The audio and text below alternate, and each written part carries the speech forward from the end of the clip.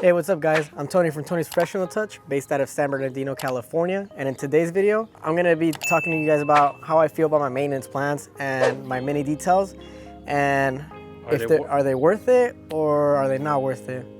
I don't know, we'll find out. Stick along for the whole video and see what I think. All right, Tony, I have a question for you, man. So, we're doing what, 2 maintenance details? Mm-hmm. Is that the same thing as a mini detail?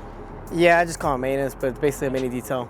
Or maintenance, it's there on the maintenance plan, but the detail for the maintenance plan is a mini detail. For people that don't know what mini detail is, what is that? So to keep it short, it's a detailed foam wash, mini interior detail, and spray wax. That's like the short way. That way I don't bore the clients with like all the details, because there's like a lot more that we do than just like that. So like there's like more specifics into it.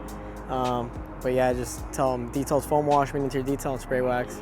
Gotcha. And today we got 2 cars, 1 customer, maintenance detail, and you were telling me, man, is it worth it right now?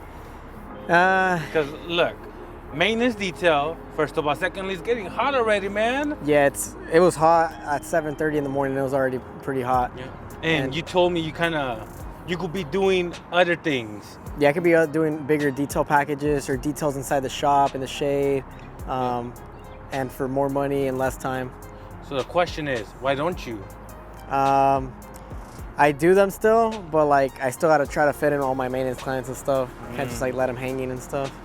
Is that one of the hardest things? Trying to manage your maintenance and then also trying to get more new business? Or you got it down? It's a bit difficult because I would like a team. So like I'd probably like a goal I'd have is have like 2 guys running the mobile van while I'm probably at the shop with another guy. So like 2 guys at the shop, 2 guys in the mobile van, and then they can take care of like maintenance clients, and then we'll do bigger jobs in the shop, something like that. But just time, money, and finding the right people and training them and everything. So what's the game plan with that? Because right now, I mean, it's April, gonna be summer, the busy season. Is that planned for this year or next year? Oh, I've been planning since like 2020, but just patience. I already hired like 2-3 guys since 2020, but like they haven't really stuck around. So just patience and I don't know, just keep going. Hey Tony, so we've been here before. Yeah. How'd you get this customer? Referral. I believe the first client was like, his name's Peter, and he got me, I think he might have got me off of like Google or something. And then from there, this is his sister's car, and then this is dad's truck. So they're both referrals from him. So word of mouth. Yeah. Word of mouth. And we have a busy day today. Yeah, we have what, 4 more cars, 5 more cars? 4 more cars, I believe, yeah. Are they all word of mouth too? No, the next one, I think he got me off of like Google or Instagram. And then the 4th one, he got me from just seeing me like working outside and stuff. He like saw me and decided to get the number off the van. And then the last one, I believe they got me off of Instagram. Hey, so your maintenance packages and prices, how do you feel about your prices right now? Because you know, gas is going up, the detailing inventory, I've heard different problems. Yeah, everything's going up and things are out of stock and stuff. You get a phone call? No, you're good. Oh, okay. I don't even know. No, you're not there? No, all right, cut that. Don't say you're not there. It don't even matter. They get the text anyways. I always send a text. Oh, yeah? I'm like, like when I'm working, I never usually answer the call unless it's a client or something. Let me ask you that, since we're talking about it. I mean, you're working all day, bro. You're putting in that work. Yeah. But I'm sure you get messages. You get phone calls. How do you balance that? Lately, I've been just letting everyone know I'll answer at the end of the day once I'm done with all the work, because it just takes up a lot of time while I'm working. It just kind of like pauses everything, and like it takes me out of my zone of like working and stuff. So I just wait it out, and if like usually when the client or potential customer is serious about trying to get like trying to get their vehicle serviced by us, they'll like wait it out. I respond before like 24 hours, so it's not like I leave you on red or whatnot for like weeks or not whatnot. So I answer everybody within like 24 hours, and then that's just so I can get these cars done. Try to stay on schedule basically. Do you have that habit that if you answer phone calls or messages, you kind of lose track of time or get distracted? A little bit, but I just don't really like talking on the phone with like clients that I've never like seen in person or anything. Like it's just I don't know, some people have a lot. I just prefer text. That way I can answer them later and then think about it as well. Because like I'm over here trying to think of like what's next and whatnot, and don't miss any spots. And then so if they ask me a question, I think about it right then and there. It kind of just like takes me off my pace. So how do you guys answer your calls and messages about questions and stuff while you're out here working on the field? Let me know in the comments down below. Hey Tony, so you're charging a certain amount for this maintenance details? But I mean, you've been here 4 hours, bro. Yeah. Since 7? Yeah. It's almost 11. 2 hours per car. You know, you're charging a little bit less than $100.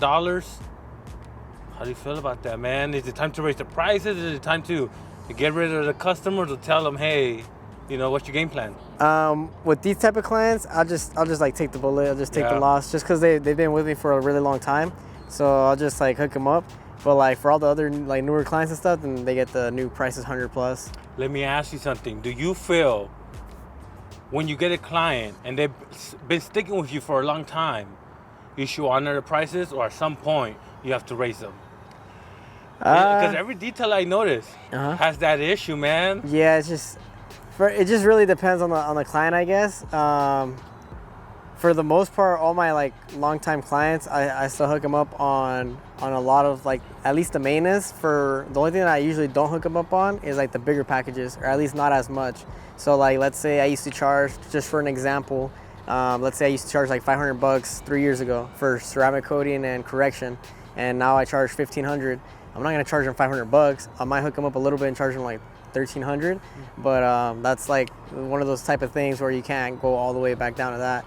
But for like these maintenance ones, I'll still hook them up to like their old package, like pricing that they're paying. It just depends though, because I'm not too sure. I like maybe in 10 years the prices may be twice as what they are right now, and I might have to like raise it because I might be like getting just way too low. So it just depends. I guess it just depends on the business owner.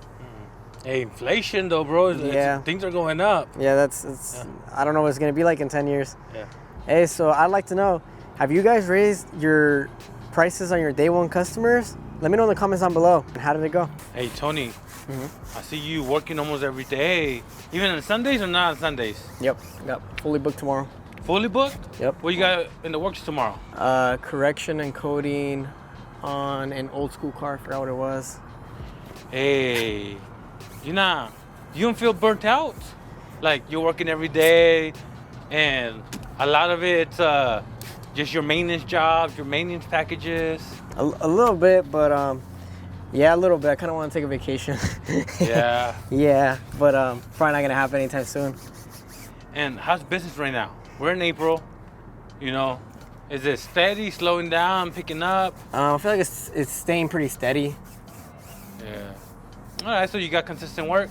Yeah, not too bad. I'm like pretty much staying about roughly about a week booked out, so it's not too bad. But yeah. All right, guys. Well, there you have it. That's how I feel about my maintenance details. Let me know how you guys feel about your maintenance details in the comments down below. And remember, you guys like this type of content, please make sure to like, subscribe, and I'll see you guys on the next one. Thanks for watching.